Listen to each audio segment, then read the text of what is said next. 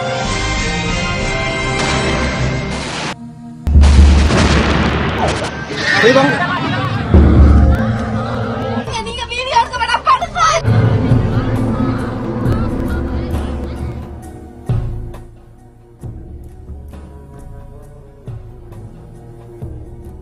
shocking pictures of LTTE chief Prabhakaran's son in the Sri Lankan army camp was released by Channel 4 a few weeks before the UNHRC meeting this year.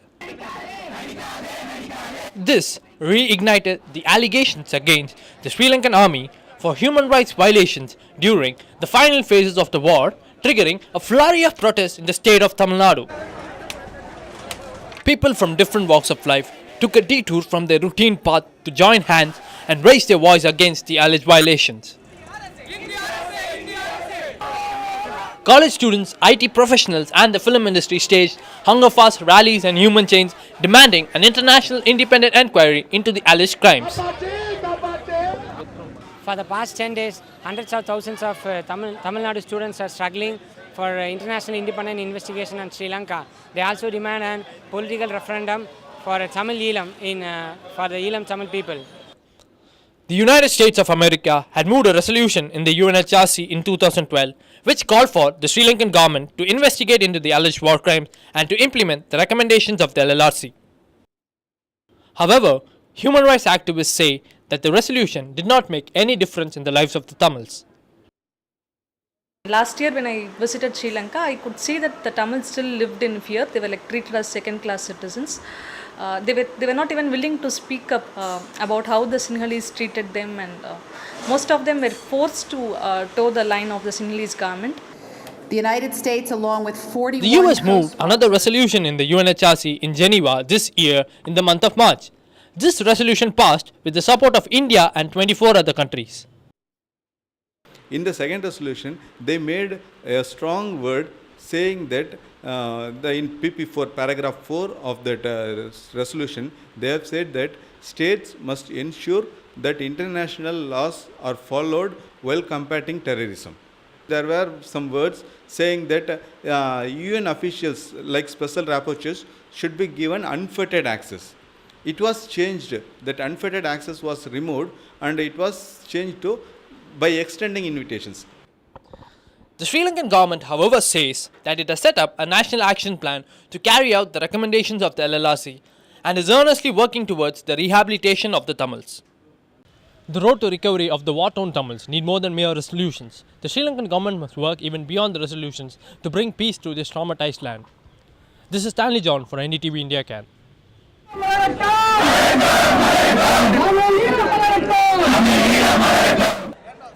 Thousands of students across Tamil Nadu are demanding for an international independent investigation on the alleged human rights violations in Sri Lanka. They are seeking a political referendum for the Eelam Tamils. மன்மோகன் சிங்கை சென்னை வர வைக்கணும். அதை மாதிரி வர வச்சா தான் இப்போ அங்கே போய் சைன் போடுறவர் எதுக்காக சைன் போடுறோம் அப்படின்றத அவர் உணர்ந்து இலங்கைக்கு எதிராக சைன் போடுறார். தனி ஈழம் அமையணும். தனி ஈழம் அமைஞ்சு அது மூலயமா மக்கள் முன்னேறி தனி ஈழம் முன்னேறதை பார்த்து அந்த ராஜபக்சே மறைக்கணும். Now around 2000 IT professionals have come forward to show their support by forming a human chain near Tidal Park. Auto drivers around Tidal Park also join hands with these professionals in this human chain. The Save Tamil movement is an appeal to like-minded people to join them in their protest against alleged Sri Lankan war crimes. This organization has been formed by IT professionals across the city to gather support for their cause. Our demand is to conduct an international independent investigation on the genocide committed by the Sri Lankan government. India should advocate an international independent investigation in UNHRC. India should advocate a political referendum with the international community. Until a political solution is given for the Eelam Tamils, India should impose an economic ban on the Sri Lankan government. Hunger fast by students, human chain formed by IT professionals. Will these protests succeed in their objectives? We can only wait and watch for the outcome. This is Vardhini Arunachalam with camera person Gayatri Jayaraman for NDTV India Can. Following the Sri Lankan Tamils issue, the DMK threatened to withdraw its support from the UPA government if the centre did not support the US resolution at Geneva. DMK Supremo M. Karunanidhi wrote to the Prime Minister asking India to press for an independent international probe on the war crimes against Sri Lankan Tamils. He also demanded that they introduce the word genocide in the resolution. Karunanidhi also said that his party would consider it as a betrayal of Tamils if the government did not support the resolution. With pressure mounting upon its coalition, the UPA tried to reach out to the Tamil party, which at that point had 18 members in the Lok Sabha. Ministers P. Chidambaram, A.K. Anthony and Gulab Nabi Azad flew down to Chennai to meet the party supremo. The meeting was also presided by senior DMK leaders and Congress leaders from the state. After a long evening of discussion, the trio returned to Delhi to discuss the outcome of the meeting with the Prime Minister. Their efforts failed as the DMK pulled out from the UPA coalition the very next morning. I like this girl, roll number 23 of Computer Science Department. But after going through few photographs, her mom was hotter. Can you believe this? This is just one of the posts. If you want more, log into Facebook Confessions. From proposals to vicious comments, you could do anything on this wall.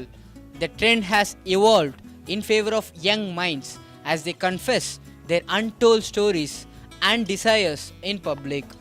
Now, it's more interesting as your profile name is not revealed and your identity is anonymous. It began when IITians got extremely fed up with normal chats and status updates and tried to add divisive ingredients to it, which became a huge hit among college students. Many people come out with new talks, and they start making friendships, and there are even cat fights going on over there, which is really fun to see. And at times you can you even get to know about yourself, and then someone must have talked, oh, she's the most prettiest girl we have ever seen, and something like that, because this really happened in our college. So it's quite good and quite fun. Now, every college has a confession page, which is almost like a dating portal, adding more masala to it. It's not just fun and frolic, the flip side is darker. In many cases, these confession pages are used as a weapon to abuse their fellow mates. This affects the victim's state of mind, pushing them to depths of depression. So the confession pages, it initially started as fun, but later on went to a lot of controversies and love proposal sites where the guys and girls talk about stuff, and it is totally ruining the element of surprise. And the posts were getting too personal, and there were many posts abusing girls and using vulgar language against them. So I felt that it's not right, it was very disgusting. Sometimes anonymity is compromised with derogatory comments. It happens if the admin of the page never bothers about the person involved and approves their confessions. Is exploiting someone in a public forum justified? One has to be very cautious before confessing.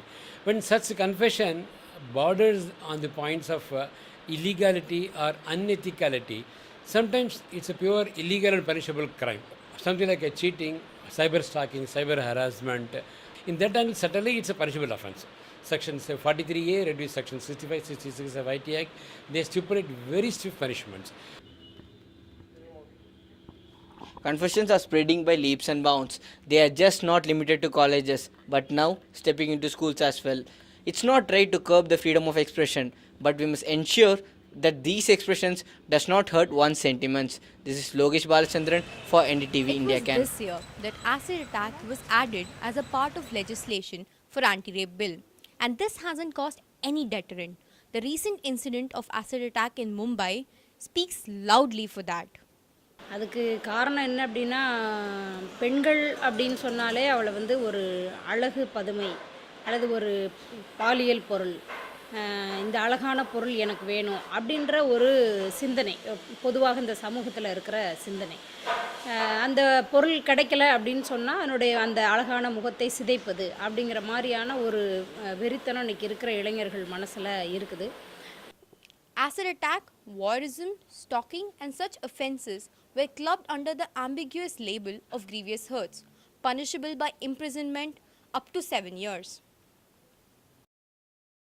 This shows how seriously violence against women was taken earlier. Under the current anti-rape bill, acid attacks are punishable by imprisonment of up to 12 years along with a fine of up to rupees 10 lakhs.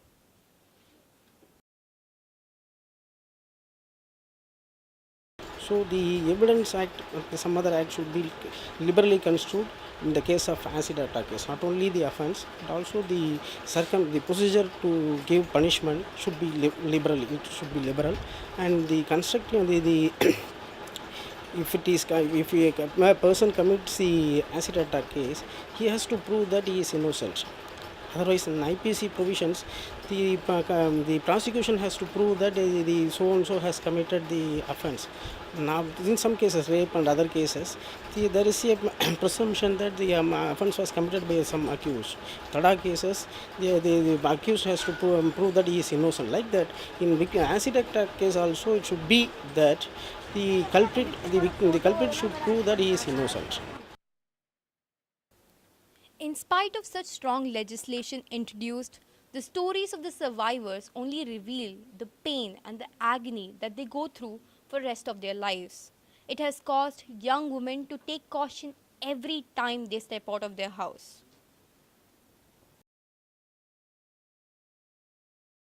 The punishment of 10 years for acid attack is not sufficient because girls face a lot of problems due to this, like marriage, and they don't get married. And even after 10 years, the criminals come out and pour acid on few more girls, and it affects many people. So I think this is not sufficient punishment for acid attack. Numerous incidents of acid attack recorded by the media have instilled fear in the hearts of young women. But when and how are we going to instill fear in the inhumane hearts of the acid attackers? This is Praman Nirja for NDTV India Can, Chennai. Statistics from CIFTI, the food wing of FICCI, say that the Indian restaurant market is currently a staggering 75,000 crore industry and is set to grow by 17% next year.